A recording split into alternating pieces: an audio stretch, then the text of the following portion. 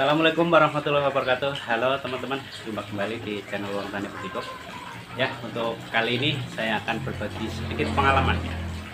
Pengalaman saya budidaya ikan gurame ya.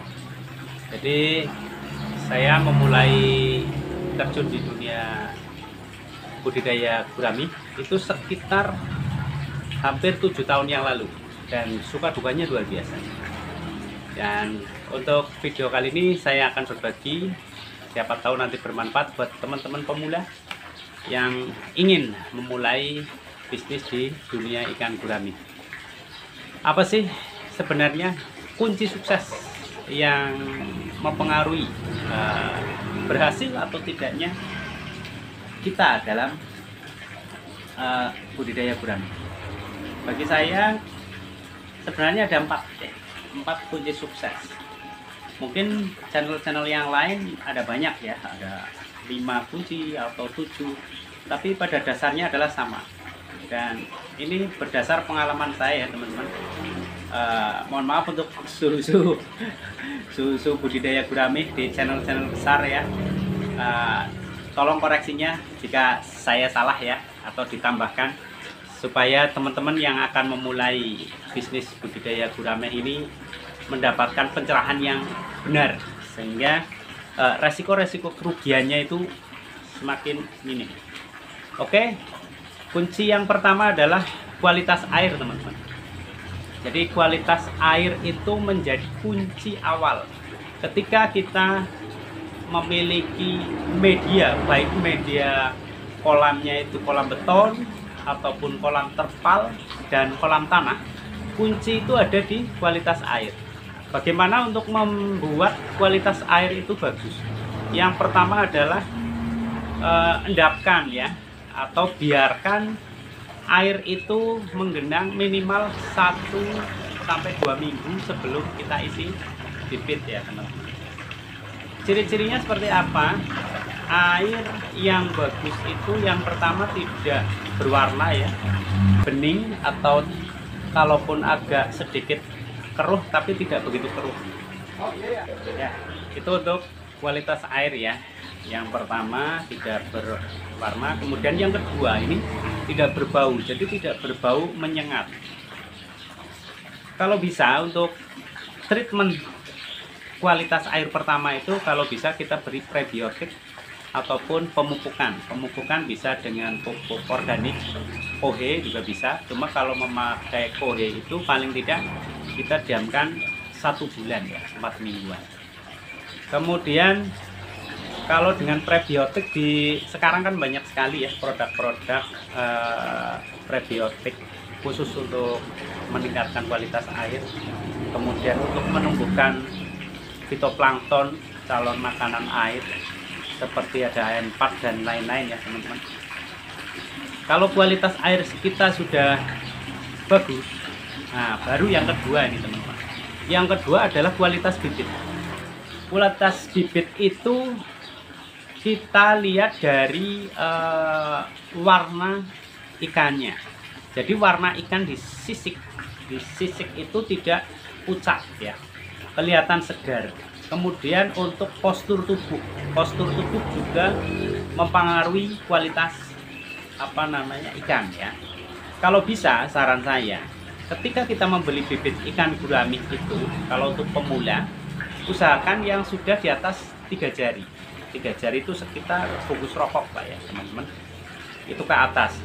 Kenapa? Karena untuk ukuran 3 jari ke atas itu ikan akan lebih kuat, akan lebih mudah untuk menyesuaikan diri dengan lingkungan baru.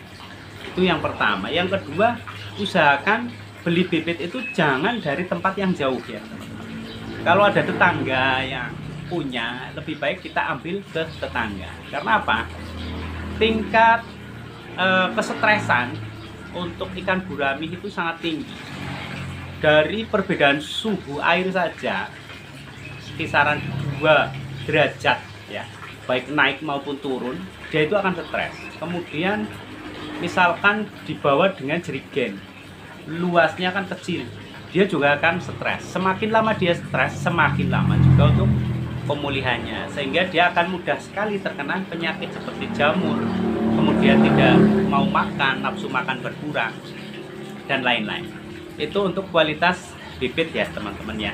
Kalau kita punya penjual yang sudah berpengalaman, lebih baik ke situ. Kemudian yang ketiga nih, yaitu kualitas pakan ya teman-teman. Kualitas pakan itu kita seimbangkan dengan kandungan-kandungan yang ada di jenis-jenis pakan. Sekarang banyak sekali pakan-pakan pabrikan ya, pelet yang proteinnya lumayan besar.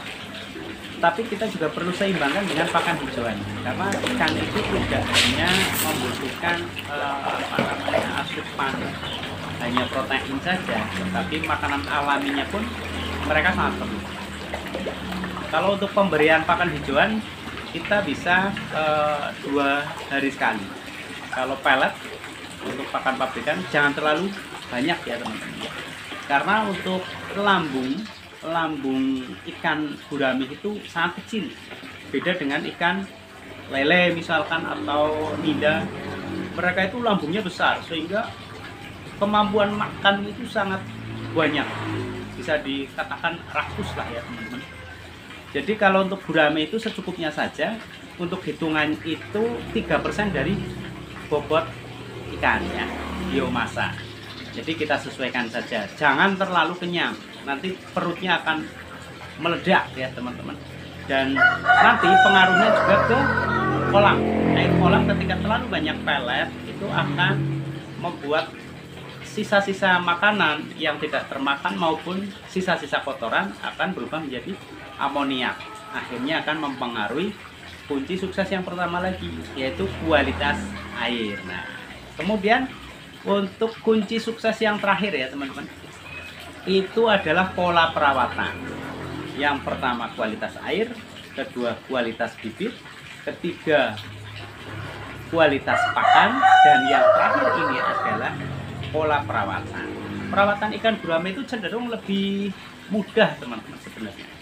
Jadi untuk perawatannya itu yang pertama adalah menjaga kualitas air tadi dengan cara paling tidak kita sering menguras 1 bulan sekali boleh, tetapi dalam menguras itu jangan sampai habis. Maksimal adalah sepertiga dari volume kolam ya teman-teman. Jadi usahakan penambahan air baru itu jangan terlalu banyak, dan usahakan juga pelan-pelan. Karena apa? Yang pertama saya sampaikan tadi, tingkat kesetresan ikan gurame itu sangat besar, terutama untuk lingkungan baru dan perbedaan suhu ya, baik suhu naik maupun suhu turun. Kemudian untuk perawatan selanjutnya adalah intensitas matahari ya teman-teman. Usahakan intensitas matahari itu ada yang masuk, sehingga akan membuat merangsang pertumbuhan ganggang ya dari sisa-sisa makanan ikan gurame itu tadi. Kemudian usahakan ketika air hujan datang itu dia ada pembuangannya. Begitu air hujan datang dia akan pergi. Jadi jangan membuat kolam yang tidak punya kontrol pembuangan air, karena di situ sangat rentan terhadap penyakit yang datang di ikan gurame itu. Banyak sekali teman-teman yang terjun di budidaya ikan gurame ini berkata bahwa ikan gurame itu sebenarnya peluangnya sangat bagus. Kalau dia itu memberi rezeki itu luar biasa, tetapi dia kalau sudah terkena penyakit ya sudah, ruginya besar. Karena apa? Memang modalnya sangat besar, modal awal, dan itu tergantung dari volume, dari jumlah bibit ya. Karena semakin banyak juga tingkat resikonya juga lebih besar, kemudian biayanya lebih besar untuk pakan, tetapi hasilnya juga nanti akan lebih besar ya teman-teman. Mungkin itu yang saya pahami selama ini ya.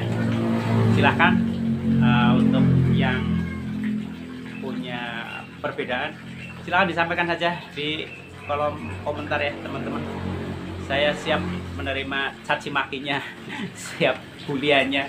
Kita berbagi, saling melengkapi supaya teman-teman yang akan memulai usaha di budidaya ikan gurame ini mendapatkan ilmu yang tepat ya, ilmu yang tepat. Oke, jangan lupa untuk teman-teman yang belum subscribe silahkan mampir ke channel ini ya. Subscribe, dukung terus channel ini, jangan lupa like-nya, komennya, caci makinya. Semoga channel ini bisa selalu berkembang, memberikan banyak informasi buat teman-teman semua, terutama untuk ketahanan pangan di Indonesia dari perikanan, peternakan maupun pertanian. Oke teman-teman, jumpa lagi di video berikutnya ya. Nanti saya akan bagikan pengalaman-pengalaman saya. Terima kasih. Assalamualaikum warahmatullahi wabarakatuh.